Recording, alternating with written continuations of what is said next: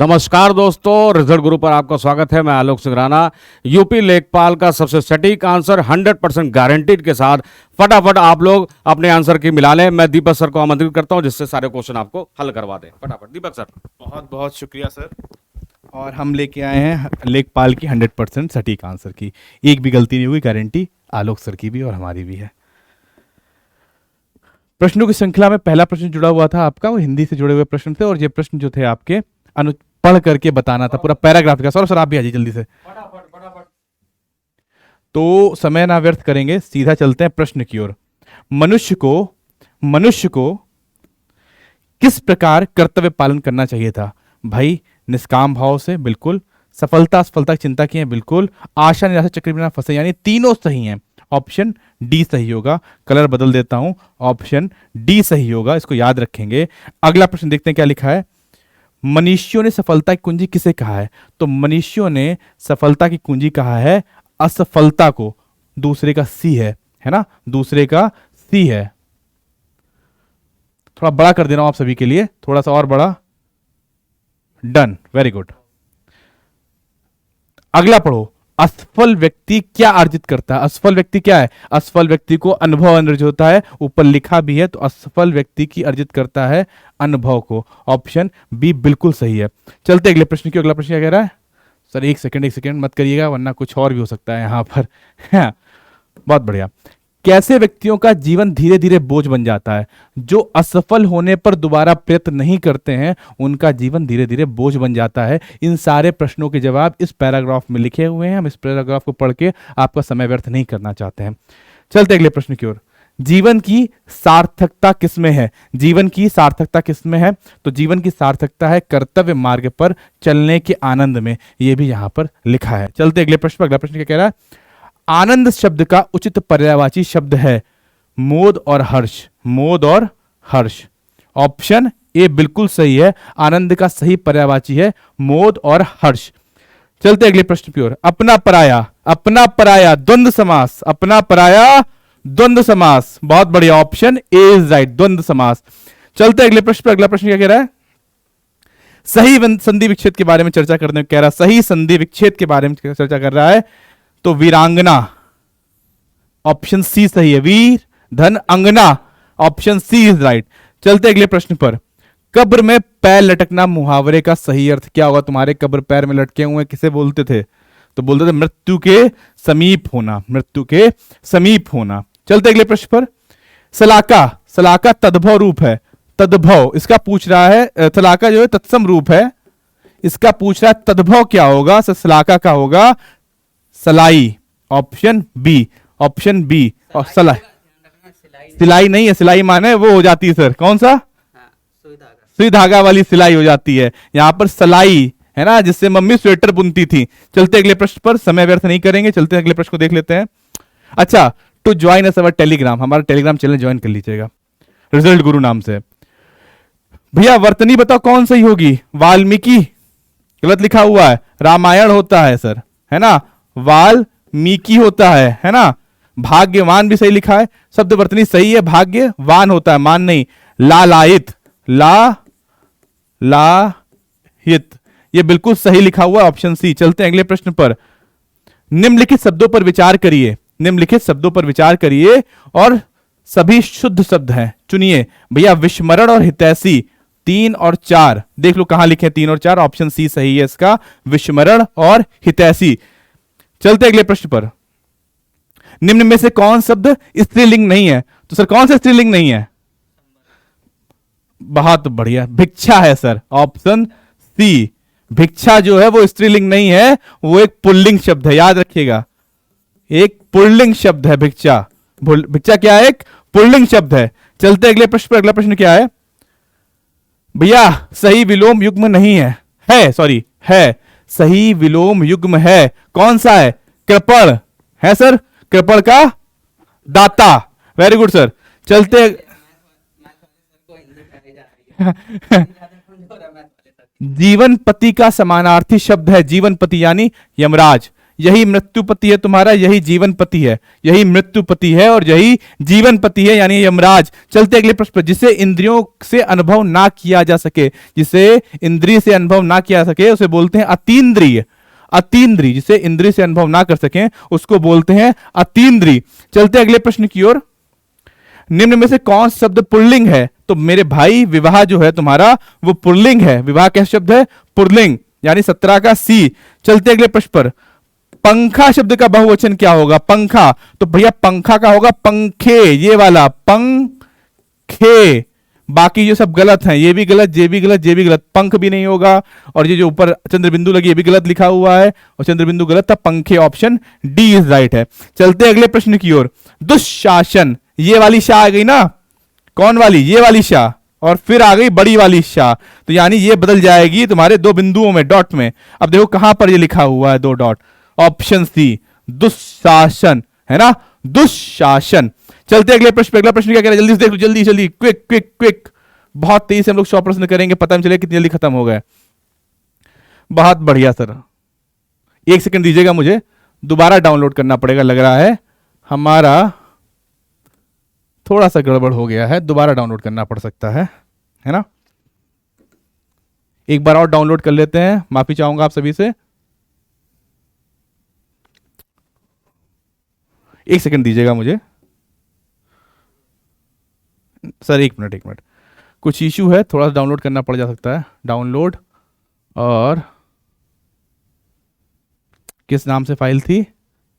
1 minute, मुझे मेरा phone देखना पड़ेगा, माफी चाहूंगा आप सभी से। फाइल हट गई है, जल्दी से प्रश्न करेंगे बहुत तेजी में। पेपर भी देख लीजिए कितना आसान आया हुआ है। आपको इसी प्रकार से अब पेट की तैयारी करनी है। तब तो देखिए सर कुछ बता। और पेट की तैयारी हमेशा इस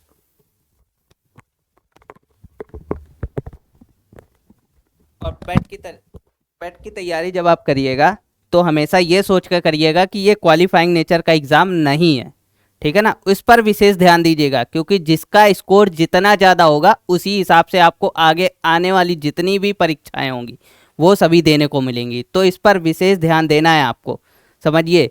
क्योंकि लेखपाल में ऐसा हो चुका है, ये पहली वैकेंसी थी पेट के थ्रू जो भरी गई। इसके पहले एक और वैकेंसी आई थी, वो स्टाफ नर्स की थी, ठीक है ना। तो उसका कोई मायने नहीं रखता, लेकिन लेखपाल में हुआ क्या है आप लोगों ने खुद भी देख लिया। जो 60 नंबर वाले थे उनका भी सिलेक्शन नहीं हुआ है।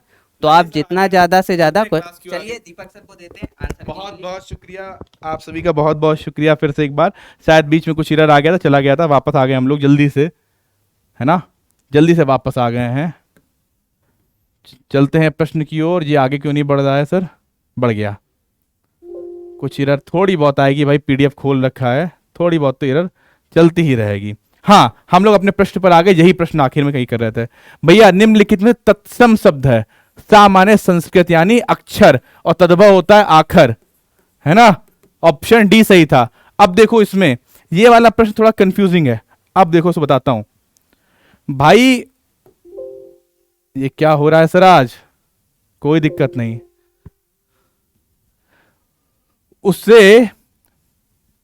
उससे मृत्युदंड की सजा हुई। भाई जब मृत्युदंड तो खुद सजा है, सजा लिखने की जरूरत ही नहीं थी, तो ये तो अशुद्ध हो गया साफ साफ, है ना।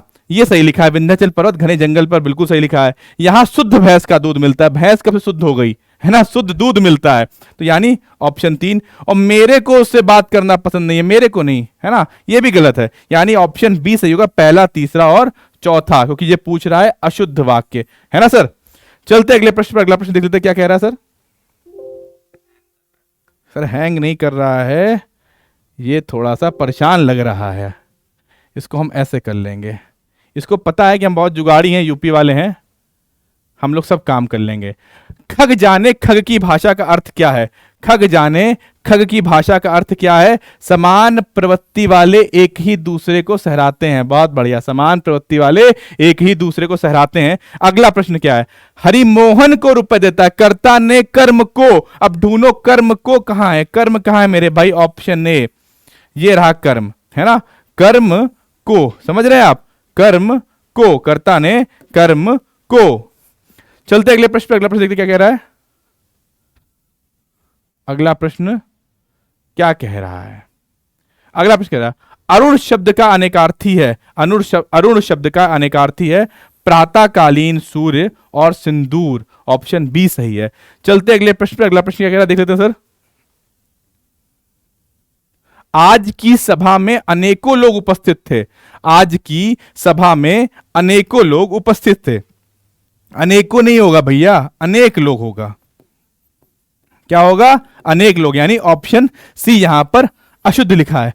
अब आ गया मैथ का टर्म और सर सिर्फ बताएंगे और बाकी जो है उसको मैं ऊपर नीचे करता रहूंगा ताकि ये गायब ना हो। सर जल्दी से संभालिए।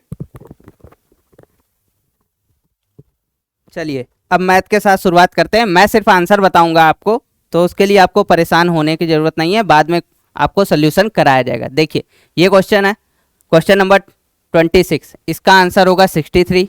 बहुत बढ़िया, इसका जवाब सर बता रहे हैं 63 होगा। 63 ऑप्शन ए इज राइट है। ठीक है, सर अगला प्रश्न दिखाइए इनको। Question number 27। सर एक मिनट में आ जाता हूँ, धीरज कर लेते हैं। आप आइए आइए।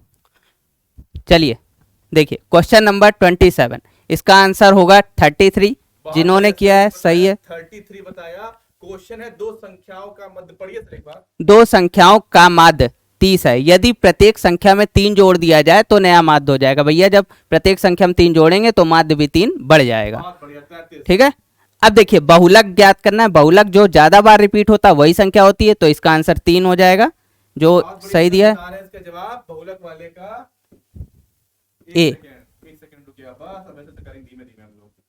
वेरी गुड, ये सही है तरीका। इसका जवाब होगा 3। बिल्कुल सर। अगला प्रश्न। अब आपको माध्यिका निकालनी है। माध्यिका निकालने के लिए पहले इसको अरेंज करेंगे, फिर इसको फार्मूले से n+1/2 से सॉल्व करेंगे तो आंसर आएगा 13। सही लगा है। बहुत बढ़िया, ऑप्शन 13 बता रहे हैं सर, सही है। ठीक है, अब इसका पेरीमीटर निकालना है। एक समबाहु त्रिभुज का परिमाप ज्ञात कीजिए जिसका आधार 18 सेंटीमीटर है। 3 गुणे भुजा कर देंगे, 54 सेंटीमीटर आपका आंसर आ जाएगा। इसको मैं सर ले लेता हूं, आप करिए। 54 सेंटीमीटर आंसर हो जाएगा। सर बता रहे हैं 54 जवाब है इसका, 54। एक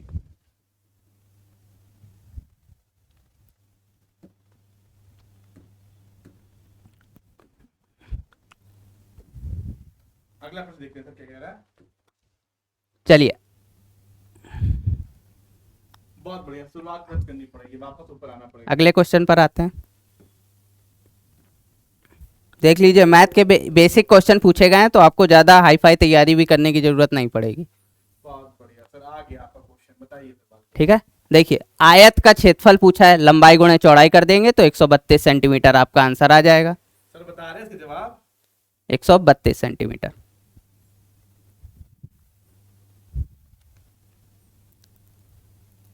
सर। अब देखिए इसमें कह रहा है कि आपकी संचयी बारंबारता बतानी है कि बारंबारता किसमें अधिकतम है। आपको साफ साफ दिख रहा होगा 19 से 21 तक में 10 है, तो भैया यहीं पे अधिकतम होगी। जी सर जरूर। देखिए जिस भी इंसान की आंसर की है बहुत ही बढ़िया आंसर लगाए हैं इन्होंने मैथ्स में। ठीक है, अगला क्वेश्चन देखिए, फैक्टर ज्ञात करने, सम ऑफ फैक्टर ज्ञात करना है जिसका आंसर होगा 6096। एकदम करेक्ट आंसर है।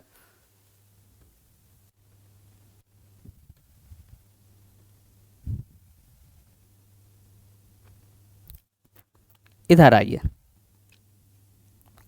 ये देखिए ये आपका चार्ट दिया था, चार्ट के आंसर आपको बताने हैं। ठीक है, इसका आंसर जो होगा ये डाउट में है थोड़ा सा। ठीक है ना, देखिए मैं एक बार क्वेश्चन पढ़ देता हूं। देखिए उन वर्षों की संख्या का अनुपात जिनमें एक कंपनी की आय औसत आय से कम है और जिनकी आय औसत आय से अधिकतम है उनका अनुपात बताना है। ठीक है ना, तो ये आंसर इनमें से कोई नहीं होने की संभावना ज़्यादा है। ठीक है ना, तो इसमें थोड़ा सा गोला बना लीजिएगा। चलिए इधर आइए, इधर देखिए 1997-98 में कंपनी की आय 1994-95 में कितने गुना थी? 1.5 गुना होगा इसका आंसर। एकदम सही जवाब है। नेक्स्ट क्वेश्चन पे आइए।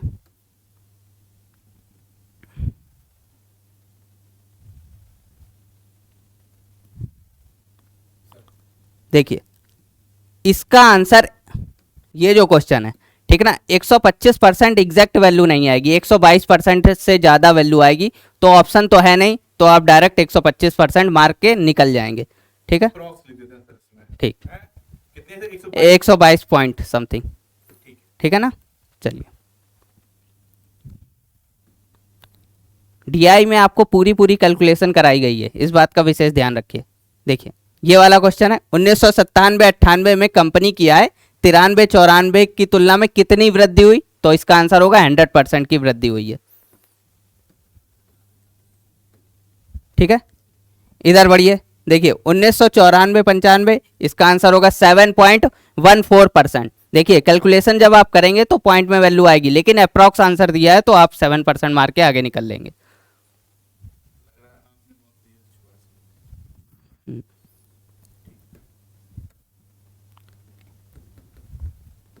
ठीक है, कैलकुलेशन देख लीजिएगा, आगे बढ़िए।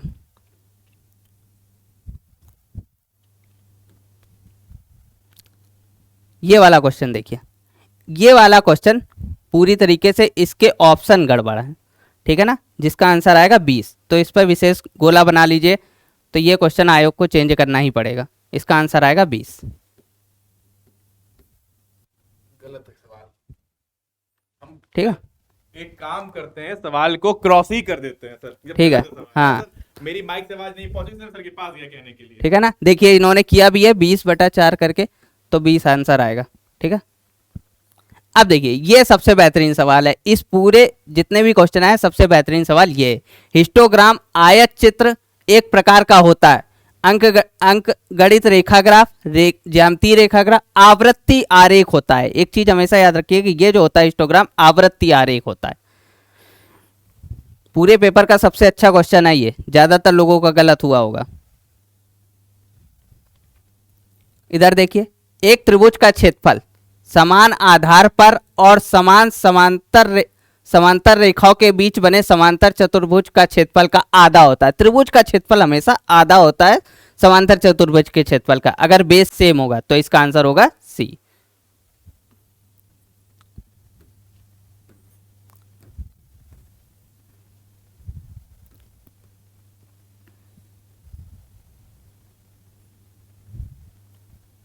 इधर आ जाइए, देखिए अब आपसे नेक्स्ट क्वेश्चन है, यदि त्रिभुज ए बी सी में बी समकोण है, ए बी बराबर 12 सेंटीमीटर, ए सी बराबर 13 सेंटीमीटर, बी सी की लंबाई निकालनी। पाइथागोरस ट्रिपलेट आपको याद होगा, 12 5 13 बनता है, 12 और 13 दिया है, तो आपका बचा 5 सेंटीमीटर, जो आपका सही जवाब होगा।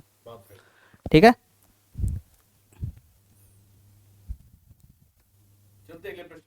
क्वेश्चन नंबर 43 पे आते हैं। देखिए सबसे, और ये एक बेहतरीन सवाल आया, इसमें आपको द्विघात समीकरण दिया गया है, जिसमें आपको क्या करना पड़ेगा, आपको लगानी पड़ेगा Shridharacharya method, -b plus -b square -4ac under root के अंदर प्लस अपॉन में 2 है, ये फार्मूला लगेगा, तो आपका आंसर आएगा ए वाला, 2 ± √5, जो आपका सही जवाब है। ठीक है,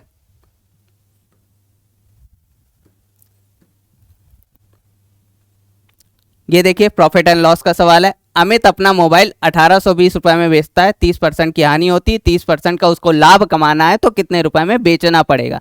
ठीक है ना, इसका आंसर होगा 3380 रुपए, जो आपका सही जवाब लगा। ठीक है, आगे बढ़िए। ये देखिए, ये थोड़ा कैलकुलेटिव सवाल था, तो इसका आंसर एकदम होगा 11 पॉइंट, ये भी 11 पॉइंट में समथिंग आएगा, अप्रॉक्स आपका 11% आपको मार्क करना पड़ेगा। ठीक है,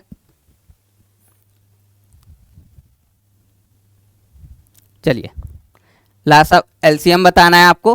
फ्रैक्शन का लासा एलसीएम कैसे निकालते हैं, ऊपर वाले का एलसीएम निकाल लेंगे, नीचे वाले का एचसीएफ निकाल देंगे, तो आंसर आ जाएगा 12, जो आपका सही जवाब है।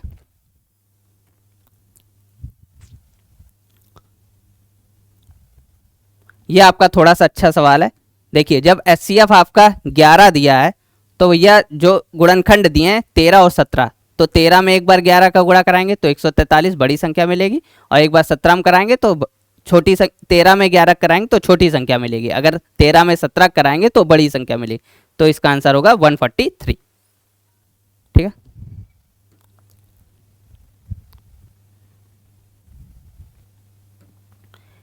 ये देखिए आपका, ये थोड़ा ठीक ठाक सवाल है। इसको सॉल्व करके निकालेंगे। ये एक बहुत ही, ये असल में कह सकते हैं ज्योमेट्री का सवाल है, ठीक है ना। इसको सॉल्व करके अपोलोनियस थ्योरम से निकाला जाएगा, तो इसका आंसर आएगा 5 सेंटीमीटर, करेक्ट आंसर है।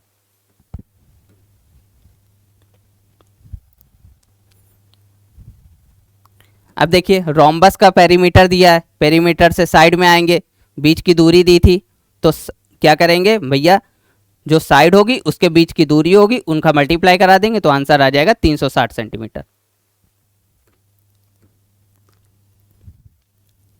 ये बहुत ही अच्छा सवाल है। जैसे हिस्टोग्राम में बेस्ड आपको सवाल पूछा गया, तो वैसे ये भी एक बेहतरीन सवाल आपसे पूछा गया है। ज़्यादातर लोगों का आंसर गलत होगा। A frequency polygon is many sided, उसको कहते हैं क्लोज्ड फिगर, हमेशा याद रखिएगा। देखिए इन्होंने भी आंसर गलत लगाया है, बंद आकृति इसका सही आंसर होगा। चलिए अब दीपक सर आपको जीएस के क्वेश्चन फिर से सॉल्व कराएंगे। मेरा काम यहीं तक था, तो मैं आपसे विदा लेता हूँ। बहुत बहुत शुक्रिया सर, आपने मैथ्स के सारे क्वेश्चन सॉल्व करा दिए, और जल्दी से हम लोग मैथ्स की एक सीरीज लेके आएंगे इन प्रश्नों को लेकर के, ताकि पीटी में आपको बहुत ही ज्यादा आराम मिल सके इसको लेकर के, है ना। बहुत बढ़िया, चलते अगले प्रश्न की ओर। जल्दी से मैं इसको अपने पास ले आ रहा हूं, अभी तक सर के पास, मेरे ही पास था, मतलब मैं उधर चला गया था इसको लेकर के। चलते अगले प्रश्न पर। अगला प्रश्न क्या देखते हैं। अगला प्रश्न जो है मेरे भाई, नई प्रौद्योगिकियों का प्रयोग करके ईंधन की बढ़ी हुई दक्षता से मनुष्य और पर्यावरण को कैसे लाभ होता है। तो मैं बता दूं, प्रदूषण और खपत में कमी आएगी, इस सीधा सीधा पर्यावरण को लाभ पहुंचेगा। चलते अगले प्रश्न पर। अगला प्रश्न देखते हैं क्या कह रहा है। अगला प्रश्न कह रहा है, इसका मन नहीं कर रहा अब नीचे जाने का, क्या बार बार वहीं जाना पड़ेगा मुझे। चलते इसको लेकर के वापस वहीं पर। Very good. अगला प्रश्न क्या कह रहा है, देखिए मेरे भाई, अगला प्रश्न जुड़ा हुआ है, कौन नेपाल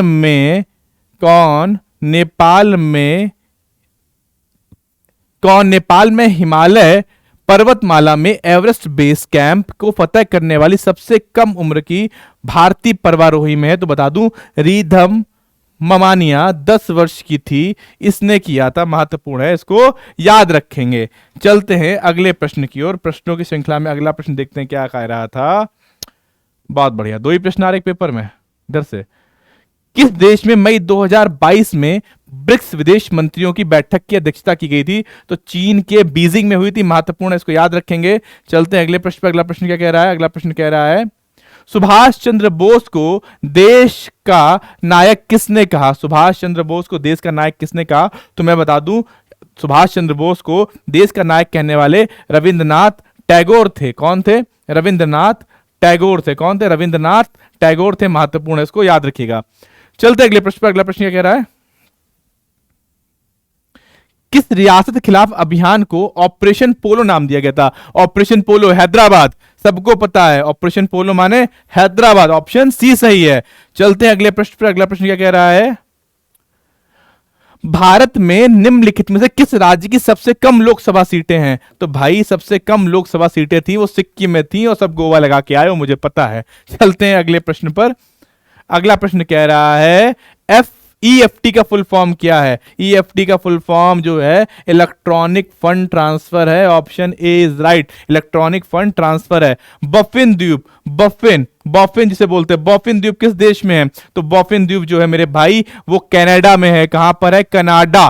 कहां पर है मेरे भाई, कनाडा में है। Option D is right. कहां पर है, कनाडा में है। महत्वपूर्ण, इसको याद रखेंगे, कनाडा में है। अगला प्रश्न देखो क्या मेरे भाई, प्रेस की स्वतंत्रता है ना, चौथा स्तंभ अपना, प्रेस की स्वतंत्रता अनुच्छेद 19 के अंतर्गत आती है, 19 के। भैया जल्दी से चलते हैं ऊपर वापस, प्रश्न देखते हैं क्या कह रहे हैं। किस पंचवर्षीय योजना के बाद रोलिंग प्लान आया था। किस पंचवर्षीय योजना के बाद रोलिंग प्लान आया था। बता दूं, ऑप्शन ए सही है, 5वीं पंचवर्षीय योजना के बाद तुम्हारा रोलिंग प्लान आया था। चलते हैं अगले प्रश्न पर। अगला प्रश्न क्या कह रहा है मेरे भाई, देखते रहो। 1942 में जब भारत छोड़ो आंदोलन प्रस्तावित किया गया था, तब भारत का वायसराय कौन था। तब भारत का वायसराय कौन था। बहुत बढ़िया, लॉर्ड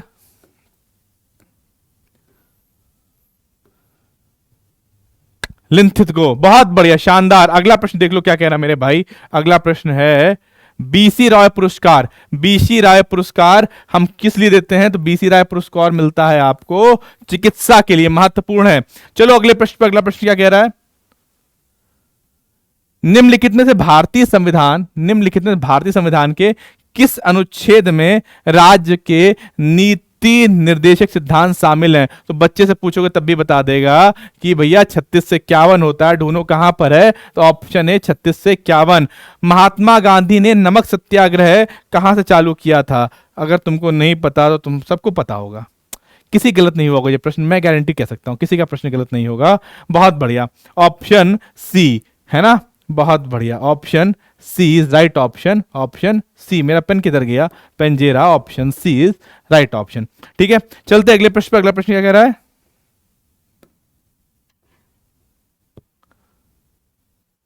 सती प्रथा किसके द्वारा अंत की गई? Lord William Bentinck. लॉर्ड हटा दो नाम के आगे, ये शब्द तो मुझे भी बहुत नहीं पसंद है और हमारे हिस्ट्री के सर गुरुवर आलोक सर को भी नहीं पसंद है ना? तो विलियम को लॉर्ड को लात मारो, विलियम बेंटिक रखे रहो, काम आएगा अभी। चलते अगले प्रश्न की ओर।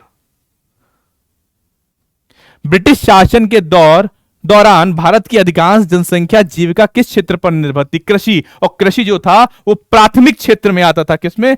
प्राथमिक क्षेत्र में। ऑप्शन ए बिल्कुल सही है। जिस बालक का पेपर है ना उसकी संभावनाएं बहुत प्रबल हैं लेखपाल बनने की, है ना? बहुत बढ़िया, बहुत बहुत शुभकामनाएं मेरी तरफ से उसको। अगला प्रश्न देख लो क्या है। अगले प्रश्न के लिए हमको फिर से ऊपर जाना पड़ेगा। आ गए हम ऊपर।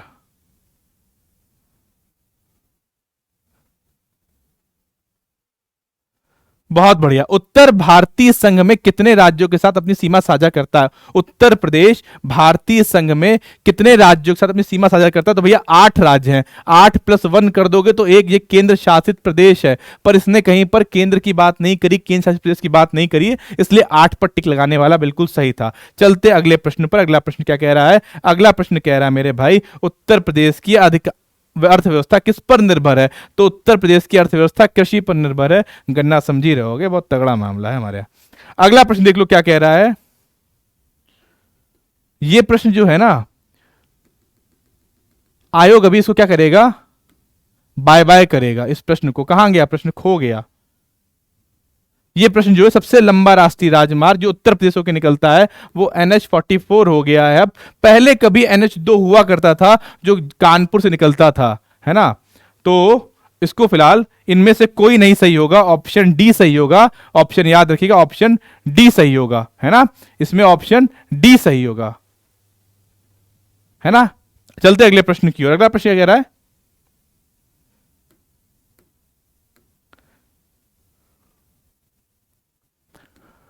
भाई ये थोड़ा सा आज जो है ये गड़बड़ कर रहा है। हाँ, बहुत बढ़िया। अगला प्रश्न बहुत शानदार है। उत्तर प्रदेश की किस जनजाति की जनसंख्या उत्तर प्रदेश में सबसे अधिक है? तो मेरे भाई ये थारू है। कौन जनजाति है? थारू जनजाति है। चलते अगले प्रश्न पर। अगला प्रश्न क्या कह रहा है? अगला प्रश्न कहेगा, बहुत बढ़िया, ये तो पेपर ही इधर से खत्म हो रहा है। चलते हैं अगले प्रश्न की, उसको छोटा करना पड़ेगा।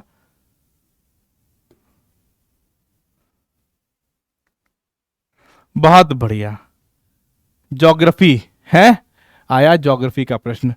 क्या कह रहा है ज्योग्राफी का प्रश्न? देखो मेरे भाई, निम्नलिखित में से कौन सा जल डबरू भूमध्य सागर को अटलांटिक महासागर के साथ जोड़ता है? तो सबको पता है जिब्राल्टर जिब्राल्टर जल डबरू मध्य है। बार बार पेन लेने इधर उधर होना पड़ रहा है। ऑप्शन बी, है ना? चलते अगले प्रश्न की। अगला प्रश्न क्या कह रहा है? अगला प्रश्न क्या कह रहा है मेरे भाई? साधारण सा प्रश्न है, सिंपल सा प्रश्न है। और मंदिरों का शहर बाबा काशी है। बहुत बढ़िया, वाराणसी। बहुत शानदार, ऑप्शन ए सही है, वाराणसी। चलते अगले प्रश्न पर। अच्छा, अब अगले प्रश्न को लेकर कई संशय बरकरार थे। जो अगला प्रश्न जो है उसको लेकर कई संशय बरकरार थे, पर हम जो बता रहे हैं वही सही है। अभी फिलहाल आईटी शहर कहां बनाया जा रहा है? तो बता दो, लखनऊ। कैसे? लखनऊ HCL याद है, पूरा अलग बसाया जा रहा था। कहा गया था, सपा सरकार की अखिलेश जब मुख्यमंत्री थे तब की योजना थी कि आईटी शहर बनेगा, वो लखनऊ बनेगा, है ना? चलो अगले प्रश्न में चलते हैं। अगला प्रश्न क्या कह रहा है?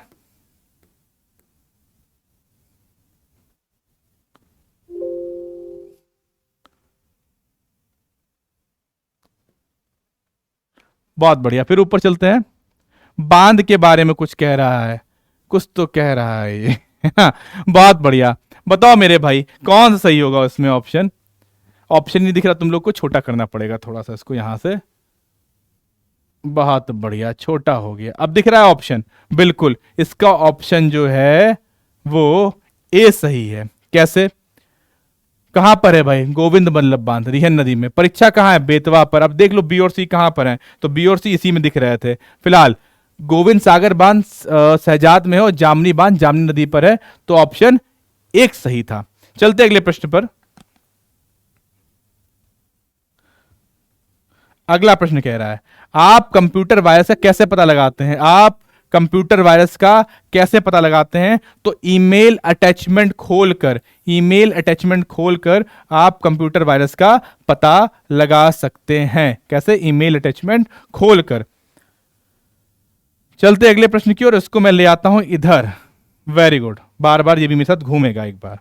चलते अगले प्रश्न पर। अगला प्रश्न क्या कह रहा है, निम्नलिखित में से कौन सी योजना भारत में ग्रामीण सड़क संपर्क विकास के लिए जिम्मेदार थी? तो बताओ मेरे भाई कौन सी योजना थी? तो बिल्कुल सही कह रहे हो, ऑप्शन ए सही है, PMGSY, प्रधानमंत्री ग्रामीण सड़क योजना। बहुत शानदार। चलते अगले प्रश्न पर। आप सभी को सब कुछ पता है, मुझे पता है। निम्नलिखित में से किस योजना का उद्देश्य पूरे भारत में महिला स्वयं सहायता मॉडल को सशक्त करना था? तो इसका सही जवाब है ऑप्शन ए, राष्ट्रीय ग्रामीण विकास फेलोशिप योजना। चलते अगले प्रश्न पर। अगला प्रश्न क्या कह रहा है, इसको बहुत दिक्कत है बीच बीच में, पता नहीं क्यों आ जाता है। चलते अगले प्रश्न पर। कह रहा सबको सही जवाब मत बताओ, हैं हम तो बताएंगे। 100 दिन की रोजगार की गारंटी कौन देगा? 100 दिन की रोजगार गारंटी ग्रामीण रोजगार गारंटी योजना, ताकि ग्रामीण युवा शहरों की ओर पलायन ना करें, उनको अपने निवास स्थान पर ही काम मिले। ये कोविड के बाद किया गया था। चलते अगले प्रश्न को पर। अगला प्रश्न देख लेते हैं क्या है। भारत सरकार की निम्नलिखित में से कौन सी योजना विधवाओं, बुजुर्गों, विकलांग लोगों के पेंशन के रूप में आई थी? तो मैं बता दूं, बिल्कुल ऑप्शन बी सही है इसका। ऑप्शन बी इज राइट था, NSAP, national social assistance programme, है ना, याद रखिएगा, महत्वपूर्ण है। चलते अगले प्रश्न पर। अगला प्रश्न क्या कह रहा है? अगला प्रश्न जुड़ा हुआ है, निम्नलिखित में से किस योजना का उद्देश्य भारत में गरीब ग्रामीण लोगों को आवास प्रदान करना है? तो प्रधानमंत्री आवास योजना ही वो योजना थी जिसमें गरीब ग्रामीणों को क्या मिल रहा था? मकान। चलते अगले प्रश्न पर। अगला प्रश्न क्या कह रहा है? अगला प्रश्न जुड़ा हुआ है आपका, भारत सरकार की निम्नलिखित में से कौन सी योजना ग्रामीण क्षेत्रों से शहरी क्षेत्रों में युवाओं के प्रवास को रोकने के लिए बनाई गई थी? तो बता दो, संपूर्ण ग्रामीण रोजगार योजना। संपूर्ण ग्रामीण रोजगार योजना। आप ढूंढो कहां लिखी है, इसने क्या गेम किया है, इसने छोटा छोटा लिख दिया है। तो बता दो SGRY, संपूर्ण ग्रामीण रोजगार योजना इज द राइट ऑप्शन। चलते हैं मेरे भाई अगले प्रश्न पर। पंचायती राज प्रशिक्षण संस्थान उत्तर प्रदेश में कहां पर है? पंचायती राज प्रशिक्षण संस्थान उत्तर प्रदेश में कहां है? तो बता दूं, लखनऊ के अलीगंज में है। भाई का ये क्वेश्चन गलत हो गया जिसका भी पेपर था, लखनऊ के अलीगंज में है। चलते हैं अगले प्रश्न की ओर। अगला प्रश्न देखने से पहले जान ले, पेपर तो नहीं बदल रहा है। अगर पेपर बदल रहा होगा तो फिर ऊपर चलना पड़ेगा, हमें चलना पड़ेगा फिर से एक बार ऊपर की ओर। यहां पर क्या लिखा है भाई, निम्नलिखित में से कौन सी उत्तर प्रदेश द्वारा की गई ई स्वास्थ्य पहल है? तो बता दूं, उत्तर प्रदेश स्वास्थ्य प्रबंधन सूचना तंत्र, यानी HMIS। Very good. चलते हैं अगले प्रश्न पर। अगला प्रश्न क्या कह रहा है? आप सभी का सही होगा, मुझे पूरी पूरी उम्मीद है। निम्नलिखित सरकार की योजना किस मुख्य उद्देश्य में बालिकाओं को उत्तरजीविता को सुनिश्चित करना है? तो बता दो भाई कौन सा है? बेटी बचाओ बेटी पढ़ाओ योजना जो है, ये जो है बालिकाओं की उत्तरजीविता को सुनिश्चित करने के लिए बनाई गई थी, है ना। प्रधानमंत्री जी की एक बहुत शानदार योजना थी, जिसके कारण कई सारे राज्यों में आज लड़कियों की जनसंख्या में इजाफा भी हुआ है। चलते हैं अगले प्रश्न पर। अगला प्रश्न क्या कह रहा है? UPRRDA की स्थापना कब हुई थी? तो मैं बता दूं, UPRRDA की स्थापना सन 2003 में हुई थी। बिल्कुल सही लिखा हुआ है। अगले प्रश्न की श्रृंखला कह रही है, स्वच्छ भारत मिशन ग्रामीण चरण 2 किस वर्ष शुरू हुआ था? मैं बता दूं, मेरे ख्याल से यहाँ पर गलत लिखा है, यहाँ पर 2019 होना चाहिए था, है ना। हाँ, पर एक मूर्त रूप जनवरी 2020 से मिला था और इसको मेरे ख्याल से नवंबर लास्ट में 2019 में प्रधानमंत्री जी ने बोला था। तो यहाँ पर फिलहाल 2020 लिखा, हम इसी के पास साथ जाएंगे, ऑप्शन सी इज राइट है। चलते हैं अगले प्रश्न पर। अगले प्रश्न आने के पहले ये क्या हो गया? हाँ, चलते हैं अगले प्रश्न पर। अगला प्रश्न क्या है? निम्नलिखित में से किस संस्थान का मिशन भूमि संसाधनों के स्वास्थ्य और उत्पादकता को एक स्थायी तरीके से संरक्षित करना और सभी संभावित खेती योग्य भूमि की रक्षा, पुनर्वास और पुनर्उत्पन्न करना था? आलोक सर आए हुए, एक बार देखिए कुछ कहना चाह रहे हैं। देखिए, हम लोगों ने आपसे कहा कि प्रश्नों की सटीकता यानी 100%, उसकी बानगी मैं यहाँ पे एग्जांपल दिखाता हूँ। सर वेबसाइट दिखाइए। ये उत्तर प्रदेश भूमि सुधार निगम, ये इसकी वेबसाइट है और इसकी वेबसाइट की आप ये 2 लाइन देखिए, preserving the health and productivity, यही 2 लाइन उठाकर क्वेश्चन में चिपका दिया गया है, यही 2 लाइन। यानी अगर आप लेखपाल बनने वाले हो और सोच रहे हो और पेपर दे रहे हो तो निश्चित तौर पे उत्तर प्रदेश की योजनाओं के बारे में जानकारी अवश्य होनी चाहिए और साथ ही वेबसाइट में जो चीज़ें मेंशन है वहाँ भी एक बार रीड कर लो उसकी बानगी। ये इसलिए दिखा रहे हैं एग्जाम्पल के तौर पे कि जो हमारे फैकल्टीज क्वेश्चन का आंसर निकाल रहे हैं उसकी सटीकता आपको दिखाना चाह रहे हैं। ठीक है दीपक सर, आगे कंटिन्यू करिए। हम जो 100% का दावा कर रहे हैं वो यूं ही नहीं कर रहे हैं, हमारी पूरी टीम बैठ के मेहनत कर रही है और मेहनत ऐसे नहीं किताबों से कर रही है, उसने हर एक वेबसाइट को छान दिया योजना वालों की कि योजना में कोई गलती ना से। मैंने बताया 2019 में लागू हो गई थी, क्यों 2019 से 2020 में प्रारंभिक चरण चालू हुआ था, पर 2019 में उसकी रूपरेखा बन गई। सर ने क्या बताया है, भूमि सुधार की वेबसाइट खोली, सर ने दिखा दिया कि देखो ये प्रश्न यहाँ से आया था। तो हम बतौलेबाजी वाला काम नहीं कर रहे हैं, यूपी वाले बताते हैं ना, हम लोग सीधा बोलते हैं, मुंह पे बोलते हैं, हम लोग बतौलेबाजी काम नहीं कर रहे हैं।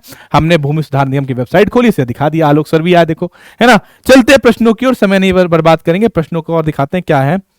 भाई अगला प्रश्न कौन सा था? बहुत बढ़िया, तो इसका जवाब बता दो मुझे क्या है, इसका जवाब आप बताएंगे क्या है, जल्दी बताइए इसका जवाब क्या होगा। बिल्कुल उत्तर प्रदेश भूमि सुधार निगम, ऑप्शन ए सही था। चलते अगले प्रश्न पर। अगला प्रश्न क्या कह रहा था? भूमि सुधार निगम के तहत स्थापित एफएफएस का पूर्ण रूप क्या है? एफएफएस का पूर्ण रूप जल्दी से बता दीजिए मेरे भाई। तो बता दूं, farmer field school, farmer field school is the right option, option B सही था। चलते अगले प्रश्न पर। अगला प्रश्न क्या कह रहा है? सरकार को निम्नलिखित में से कौन सी योजना, सरकार को निम्नलिखित में से कौन सी योजना धुआं मुक्त ग्रामीण भारत की परिकल्पना करती है? बिल्कुल प्रधानमंत्री उज्ज्वला योजना जो है वो धुआं मुक्त ग्रामीण को परिकल्पना करती है, ऑप्शन सी सही था। जल्दी से भागो ऊपर की ओर, जल्दी से भागो ऊपर की ओर। ये क्यों बीच बीच में आ रहा है, इसको लग नहीं रहा क्या? ग्रामीण क्षेत्रों की अर्थव्यवस्था, ग्रामीण क्षेत्रों की अर्थव्यवस्था और बुनियादी ढांचे को मजबूत करने के लिए 2021 में निम्नलिखित में से कौन सी योजना शुरू करी गई? तो मेरे भाई इनमें से कोई भी योजना नहीं थी, है ना, ऑप्शन डी खेला कर रहा था पेपर वाले आपके साथ।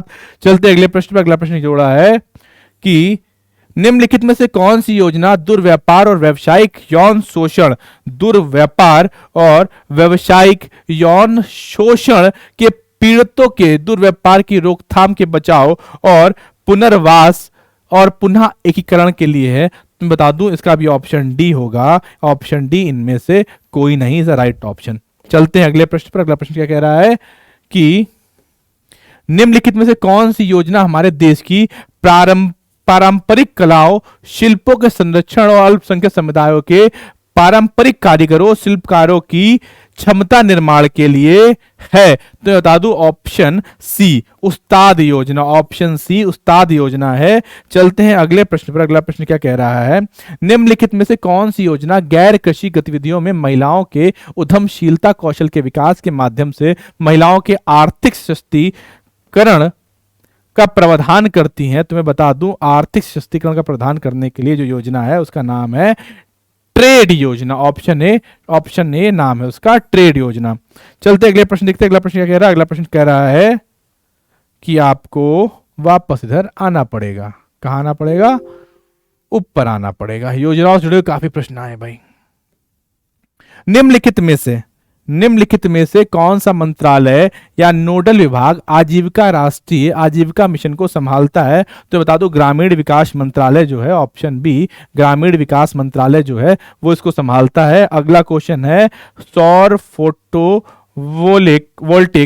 फोटोवोल्टिक सिंचाई पंप योजना के तहत छोटे और सीमांत किसान केंद्र सरकार की सब्सिडी के अलावा 1800 वाट सरफेस सोलर पंप के लिए कितना अनुदान प्राप्त करते हैं? तो ये बता दूं इसका भी ऑप्शन इनमें से कोई नहीं होगा फिलहाल, क्योंकि सब्सिडी जो है वो जहां तक हम लोग को याद था 70% है, 70%। तो यानी ऑप्शन डी सही है ना, ऑप्शन डी सही है। चलते हैं अगले प्रश्न की ओर। अगला प्रश्न कह रहा है कन्या विद्याधन योजना के तहत आर्थिक रूप से कमजोर परिवार की लड़कियों को जो हाई स्कूल पास करके उच्च शिक्षा के लिए जाती हैं उन्हें कितना एक मुफ्त राशि प्रदान की जाती है? तो वो राशि है मेरे भाई 30,000, 30,000। ऑप्शन सी सही था। चलते हैं अगले प्रश्न पर। अगला प्रश्न क्या कह रहा है? अगला प्रश्न कह रहा है कि सिलेक्शन आपका ही होगा। अगला प्रश्न कह रहा है कि मुझे अब तक एहसास हो गया है कि सिलेक्शन जो होगा वो आप सभी का होगा।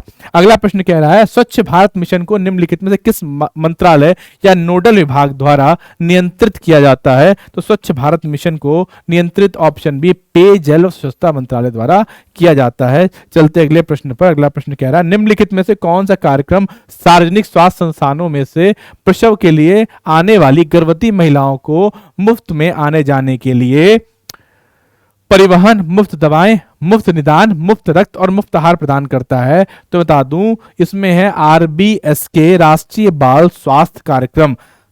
नहीं है, ये बिल्कुल भी नहीं है। हाँ, मैं आपको जानना चाह रहा था कितना आप खुश होते हैं। बता दूं भाई ऑप्शन ए सही है इसका। ऑप्शन है JSSK जननी शिशु सुरक्षा कार्यक्रम। बहुत लोग बी लगा के आए हैं, मुझे मालूम चला है और मैं उनको खुश नहीं करना चाहता हूँ। ऑप्शन ए सही है।